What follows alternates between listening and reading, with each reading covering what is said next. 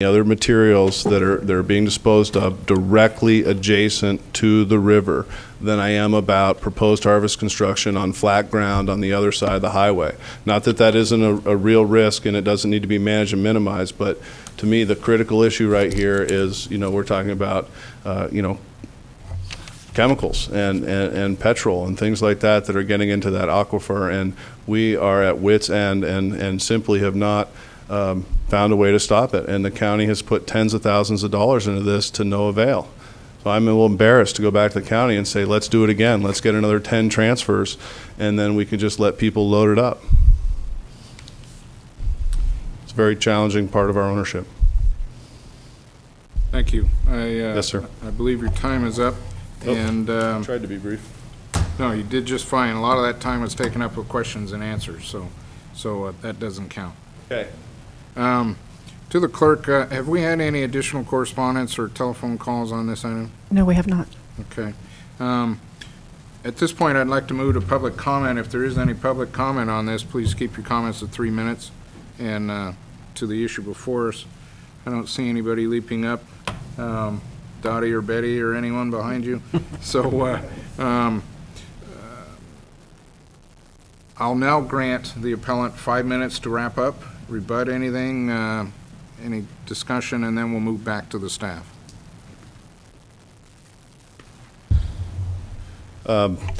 Just simply echo some of the comments that I heard earlier that, we have some challenging times ahead and we're all having to make some difficult decisions.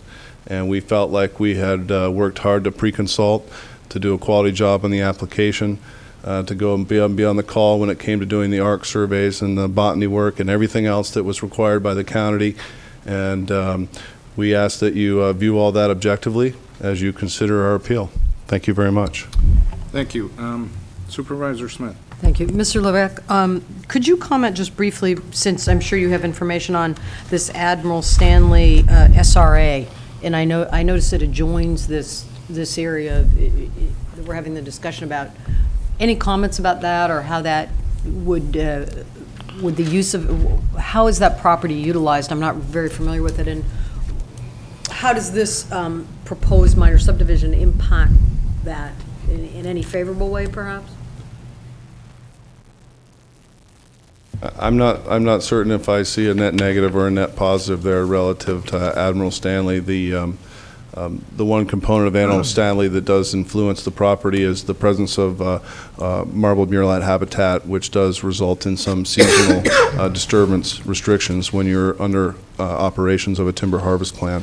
But I don't expect that would negatively impact a forested landowner. Are there dumping issues on that SRA as well? Do you know? I am not certain. These parcels are located very conveniently on this nice flat stretch, and so it just seems like it's, and as Doug mentioned, we have a number of existing encroachments, and so there's very discrete areas that people can rapidly pull off. I think the convenience issue is the number one thing.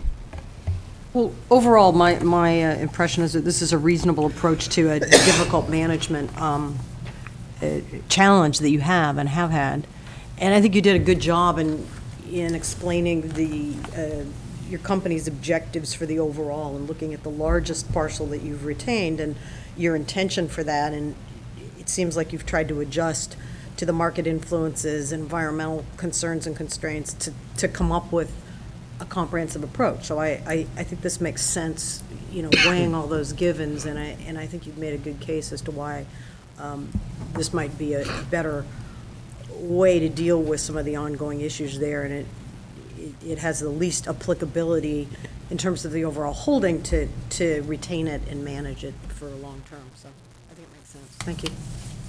Supervisor Delaware. Thank you. Just, Mr. Levesque, one more question for you. You've got 6 CCs right now, right? I believe 6 CCs. Doug, do we have 6 CCs? I think he's asking for the technical information on the certificates of compliance, right? I believe that's what it was, yeah. I'd have to look at the map again. 6, you have 6. Yeah. Thank you, Frank. And, 6, yes. and what you're showing on this map up here are 5 parcels. Excuse me. I quit eating these dang things, they're sticking in my throat. 6 parcels that you want of 160-ish acres each, that you want to be able to subdivide. Leaving the balance on the south end is part of the holdings. Is that correct? Correct. Dispose of 5 160s and keep the balance south of the river. Then, forgive me for such a simple question, but I've read the staff report several times, and I haven't quite gathered. Why not just, thank you, just take your CCs and do boundary line adjustments and create those parcels as opposed to a subdivision? Because you're still left with other CCs that aren't on the south end that you can come back later and break those off. I would simply say that the use of boundary line adjustments, it's not always the preferred method, and there's been some question in the past about how many boundary line adjustments would be applicable. We thought that our intentions were solid, and in discussions with the county, it seemed like this minor subdivision approach was the cleanest and most straightforward path to take. I don't know if you can comment on that. Yeah, there's a assembly bill a couple years ago that restricts reconfiguring anything more than 4 parcels through a boundary line adjustment becomes a de facto subdivision, so it would be a subdivision anyway. So when they're dealing with more than 4 parcels, it becomes a subdivision. You can't just reconfigure them through a boundary line But adjustment. we're creating more parcels here. And we're also creating more Could we have total. done this with the existing CCs and call it a subdivision, that's what we want to call it, to make Sacramento happy, but still ended up with the same number of parcels, but in a whole different configuration? You could have come up with the parcels north of Branscombe Road as other parcels, yes, but it would still be a subdivision, in this case, a parcel subdivision. Okay, but let me try it again, Frank. We're ending up with 2 new parcels. Correct? There's 6 CCs existing. 5 parcels is the goal. We got a little extra to play with here. But we're creating 2 new ones, we're leaving other CCs alone. Why not just utilize those 6 CCs, call it a subdivision, configure it in this manner, still leaves them with an extra CC, as opposed to more than that on the south end? See what I'm, I think I see what you're saying, but they would regardless still have to go through a subdivision. well, that's what this is. And that's what this is, and so that's why they're here. And so the way I guess if they want to get rid of the 3 CCs south of the road, they could have done that, but nonetheless, it would still be a subdivision. And I think there's also, in my conversations with the applicants, I think they felt it was a more straightforward project to come in and reconfigure them and through the subdivision process. The reason that they are retaining the 3 parcels south of the property, south of Branscombe Road, that's their decision, that's their management decision. We didn't get into that. But they would still have to do a subdivision to get to where they are today. Understood, but I'm creating 2 new parcels. When I've got those parcels already in existence on the other side of the road, we could have flipped them up since they're CCs and done that in a subdivision process, which is what this is. But I just wanted to make sure we could have done that. Due to the expense involved in this type of activity, we really tried hard to do our due diligence and seek that most straightforward path. Supervisor Pinches? I'm just, if you can bring it back, I want to make comments after the Staff. after they're over, yeah. Okay.